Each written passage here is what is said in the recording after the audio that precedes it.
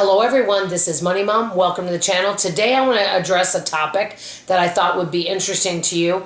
What I feel people get wrong about frugal living. Let's get right into it. Many times I hear conversations, this is over the years, that basically frugal people don't spend on anything additional. They don't spend on anything that's frivolous, and that you only should buy things that are, quote, needs. The big question is, do you need that, okay? Which makes you feel bad if you buy something that you actually want or spend money on something that is maybe seen to somebody else as frivolous, but maybe it's important to you, okay? And so personally, I think in many circles, frugal living to me, with some people, the way they address it, is it feels like lack. Like you can't spend any money on items that you enjoy. In my book, and I wrote down a few things, is frugal living for me is, yes, being a wise steward of what you have, but spending money, instead of call it a budget, spending plan on things that are important to you, and looking at the things that don't meet your values and not spending on those. You can meet some people that they might want to spend money on going out with a nice meal with friends once a week. That might be important to them. But maybe they don't go out clothes shopping. That person might not have cable TV. That person might do their own lawn. The next person might have a lawn service, but they don't go out to eat. All of us are different. Example, a lot of people think, hey Dawn, if you're frugal, you should be doing your own hair at home. I definitely do go out and get it done. I also, because I'm on my feet all the time, I get a monthly pedicure. Now, to many people, that isn't frugal. Now, if my budget was really tight and I lost a job, would I be spending money on a pedicure or my hair instead of paying my bills? No. The four walls get taken care of first. But I think that we need a balance between enjoying life and enjoying the fruits of our labor, but also being a wise steward of what we have.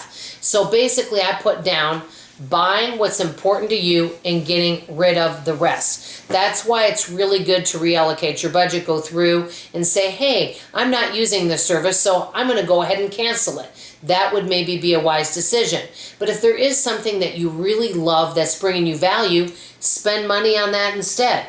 Number two, setting financial goals. Maybe you really would love to go visit some family that you haven't seen in a long time. You haven't taken a vacation and you feel like you work a lot, so you start setting aside money every month for 6 months and save that money so you can go on vacation. It gives you something to work towards and look forward to.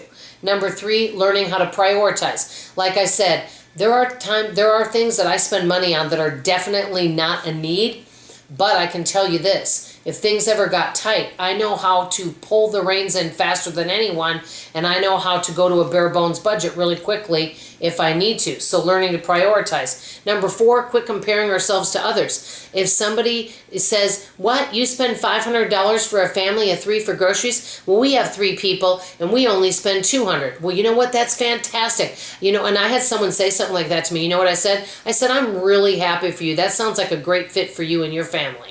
And I was being really nice when I was saying it. But you know what? I mean, that's fantastic. We're not here to compare ourselves and our spending habits with other people.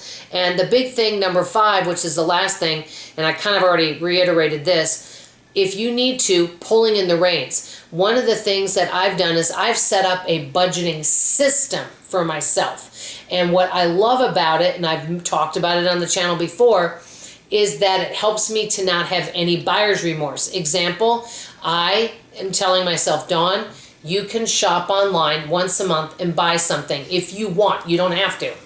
But that's it, one time a month. A lot of times I'll put things in my cart. I'll want to go to a website. I'll put things in my cart that I think I want.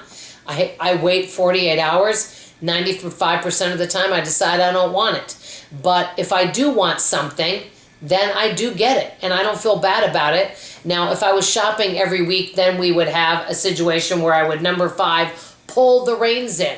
There's many times, there at the Dollar Tree for a while, I was kind of buying too many things, so now I kind of set a budgeting guide for myself where if I go to the Dollar Tree, I don't buy more than 3 things. Well, the good news is, many times, I don't buy anything when I go. So, I think frugal living is all about balance and enjoying life. Think about it. We don't know if we're going to be here tomorrow. Why not enjoy some of the fruits of our labor and, have balance in life? I want to hear from you in the comments below. I have a question for you. What are some frivolous things you love to spend your money on? I want to hear from you. That's all I have to say for now. Love you, appreciate you, and I hope to see you on the next video. Bye, everybody.